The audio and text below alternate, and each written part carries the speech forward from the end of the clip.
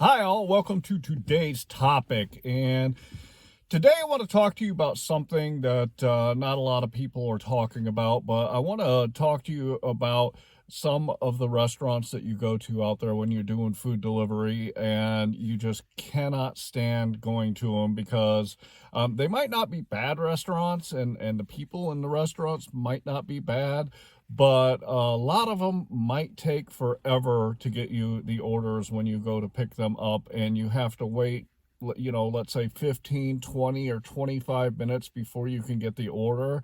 And although they're good restaurants and they're good people, it's too much time to wait for an order, especially when you think about, I'm going to use DoorDash because let's say you get a $5 or $6 payout on an order from a restaurant, and you have to sit there and wait for 15 or 20 or 25 minutes for the order to be ready.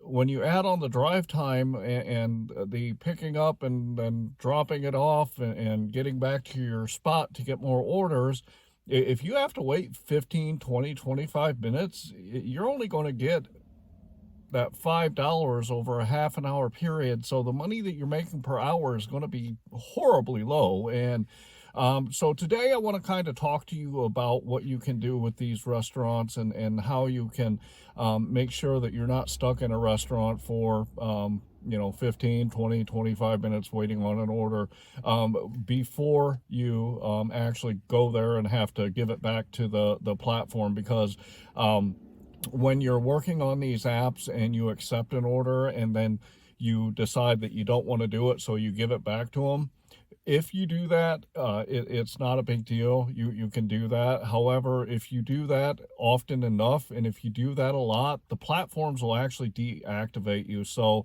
you want to make sure that you use that feature on them very sparingly. So let's talk today a little bit about the restaurants that you have to wait forever at.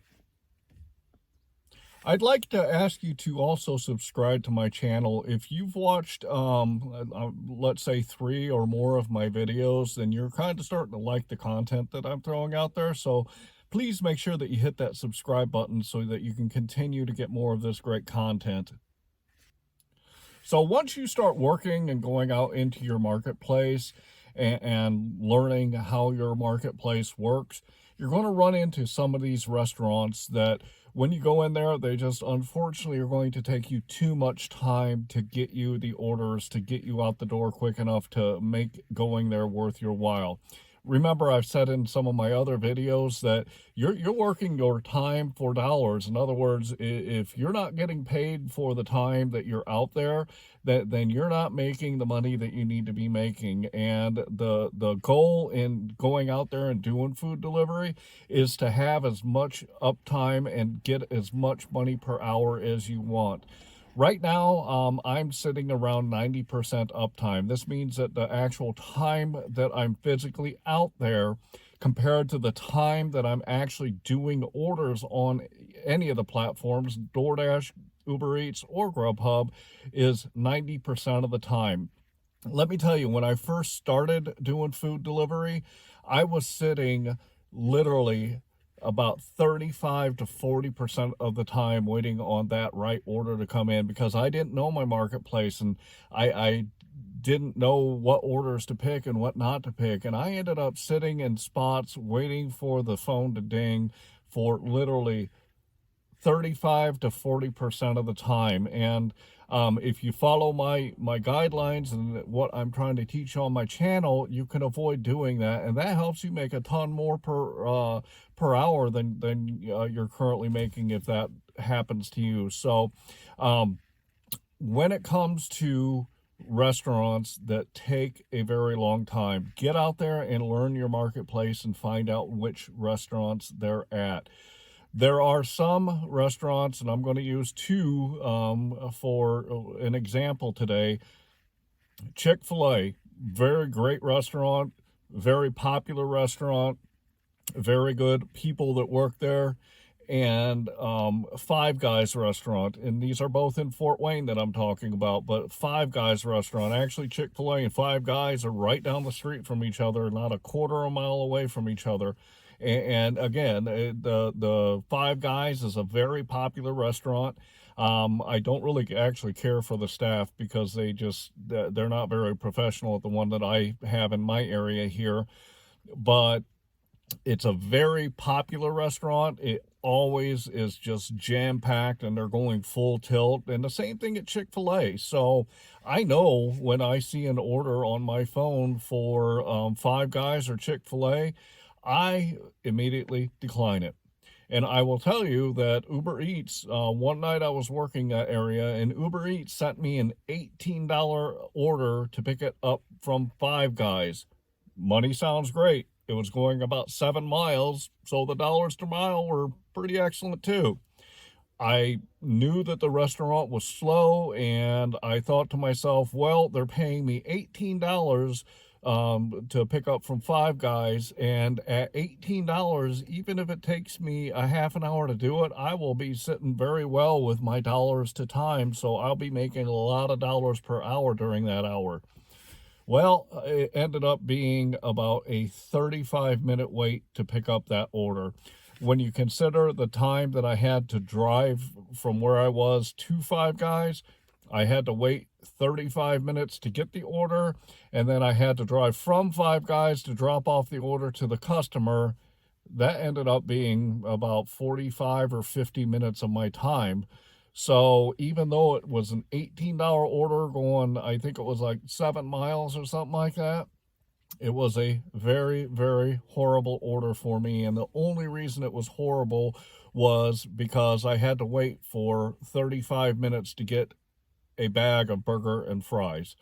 So that is a situation that you might run into at some of the restaurants in your area. Another one, there's a couple of IHOPs in my area, and there's one of them that are just jam-packed, and they are so busy that they take forever to get the orders out. So what is it that I do when I run into these types of restaurants? I've told you in some other videos that you have the right as an independent contractor on these platforms to accept or decline any order that they send you.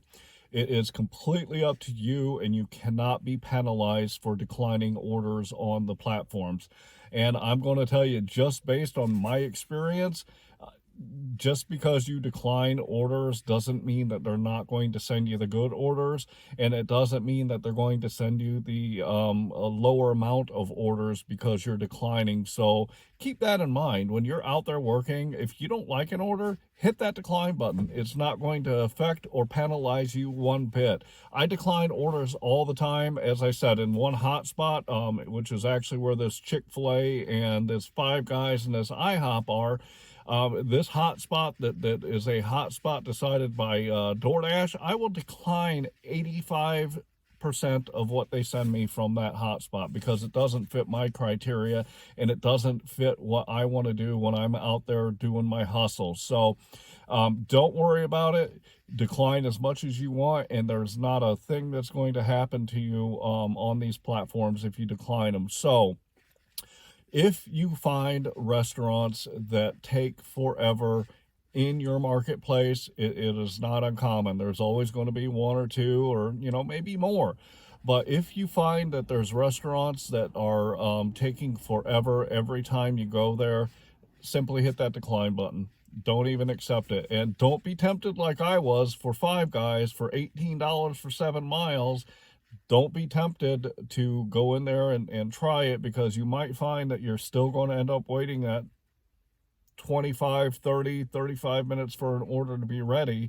And at $18 in 45 minutes, I could have taken, let's say 3 at $8 during that same time period, not going to that restaurant that's slow, and I could have made $24. Or if it was a really good night, I could have made 30 in that 45 minutes. I talked to you in another video where I was multi-apping and I made $45 in 45 minutes. So understand that just because the dollars are really good on a particular order, if it's not a good fit for the miles or the restaurant, hit that decline button, because it's not going to get you what you need, and it's not going to work in your strategy if you're out there trying to get that $25 to $30 an hour. There is another restaurant, not in that area where those other three are, but there's another restaurant that's called Buffalo Wild Wings. I'm sure everybody has heard of it. And this Buffalo Wild Wings in particular, again, really good people, and they take care of us drivers, but sometimes I will refuse to take any orders from that restaurant. On Friday nights especially, and Saturday nights, if I see that they're really busy, I won't go in there and I won't take any orders, because I know that if that parking lot is jam-packed full of cars, I know that they are too busy to get me my order in a timely manner. If it's an off time where they're not jam-packed, I will gladly go in there and pick up as many orders as they want to send me, because I know that I'll get that food quickly. So don't be afraid to blacklist some restaurants, and just refuse to go to them no matter what. And also keep in mind with some other ones, you might have times where, yeah, it's okay to go in here, but other times it's like, no, I can't do that because it'll take too much time. So always remember that.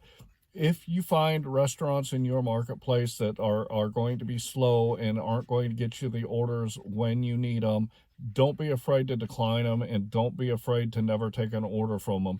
There's actually on DoorDash, when you hit that decline button, there's different reasons that you can give when you decline it, and there is one that states, I don't want to go to this store.